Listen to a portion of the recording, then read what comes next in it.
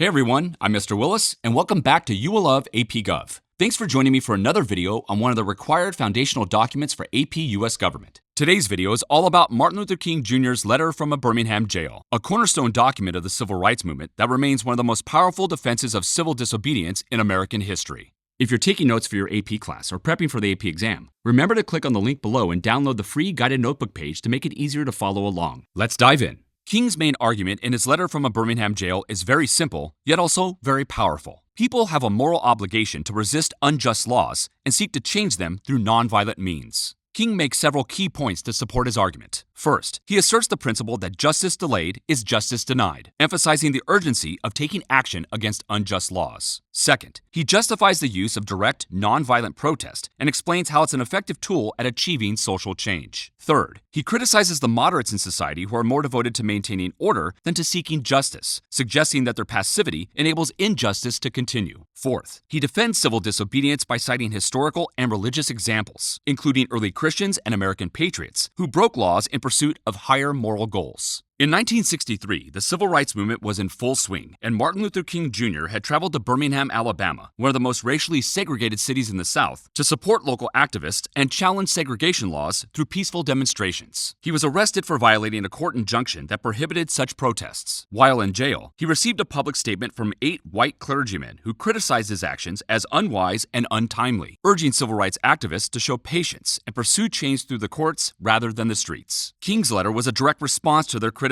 written on scraps of paper and smuggled out of jail. Let's take a look at how King presents his arguments by analyzing some of the most famous quotes from the document and how you can interpret these quotes in an FRQ or essay. King begins by addressing his presence in Birmingham. I cannot sit idly by in Atlanta and not be concerned about what happens in Birmingham. Injustice anywhere is a threat to justice everywhere. We are caught in an inescapable network of mutuality, tied in a single garment of destiny. Whatever affects one directly, affects all indirectly. Here, King is emphasizing the principles found in the Equal Protection Clause of the 14th Amendment. He's making the point that injustice is not confined by geography, and it's not just a local issue. If one community allows injustice, it creates a ripple effect that weakens justice for every American and the creed of the nation as a whole. As long as African Americans in Birmingham are denied equal protection under the law, the principle of equal protection for Americans of every background is threatened. As a citizen, he feels a moral obligation to demonstrate for change on behalf of the black community in Birmingham. King goes on to address his critics and justify the use of direct confrontation in Birmingham. Nonviolent direct action seeks to create such a crisis and foster such a tension that a community which has constantly refused to negotiate is forced to confront the issue. It seeks so to dramatize the issue that it can no longer be ignored. King is telling his critics that the civil rights movement has progressed through the first 3 steps in the city of Birmingham. The facts are clear that injustice exists, but negotiation and self-purification has failed, and so the time has come for direct action. The purpose of our direct action program is to create a situation so crisis-packed that it will inevitably open the door to negotiation. King is explaining that strategic demonstrations like sit-ins, marches, and boycotts aren't about causing trouble just for the sake of it. It's about forcing awareness and accountability. When authorities and communities refuse to talk or take action voluntarily, peaceful protest creates a kind of unavoidable pressure that demands a response. The tension created by nonviolent direct action is constructive because it exposes injustice and forces people to deal with it instead of pretending it doesn't exist. King continues by pushing back against his critics, who urged him to have patience and seek change through the justice system. We know through painful experience that freedom is never voluntarily given by the oppressor. It must be demanded by the oppressed. Frankly, I have yet to engage in a direct action campaign that was well-timed in the view of those who have not yet suffered unduly from the disease of segregation. King is saying that freedom and injustice are not gifts given out by those in power. They have to be fought for by those being denied them. Oppressed people cannot wait around for a convenient moment that the majority approves of. They have to take action, even if others think it's too soon or bad timing. He's also calling out the privileges and complacency of those who aren't affected by racism. These people often criticize protest as being too disruptive or poorly timed because they aren't the ones suffering. King is challenging that idea, saying that waiting for the right time usually just means waiting forever for change that never comes. King then criticizes those who ask Black Americans to wait patiently for gradual change. I must confess that over the past few years, I have been gravely disappointed with the white moderate. I have almost reached the regrettable conclusion that the Negro's great stumbling block in his stride toward freedom is not the white citizen's counselor or the Ku Klux Klanner, but the white moderate, who is more devoted to order than to justice. King is expressing his deep frustration, not with obvious enemies of civil rights, but with those who seem neutral or even sympathetic but don't take action. By choosing order over justice, these white moderates delay progress, and their inaction and hesitation can be even more damaging than outright opposition because it keeps the status quo in place. King finishes his letter by making a crucial distinction between just and unjust laws. He cites St. Augustine, who said, "An unjust law is no law at all." For King, a just law aligns with moral law and uplifts human dignity, while an unjust law degrades people. Segregation laws, which treat Black Americans as inferior, are therefore inherently unjust and must be changed if the nation is to live up to its obligation in the Equal Protection Clause of the 14th Amendment. He also reminds the clergymen who criticize his extremism that there is a rich heritage of creative extremists in Judeo-Christian history. He reminds them that early Christians who went into towns to teach the gospel were viewed as extremists and outside agitators as well. And he names many religious and historical figures who resorted to extreme measures to achieve progress, including Jesus, St. Paul, Martin Luther, and Abraham Lincoln.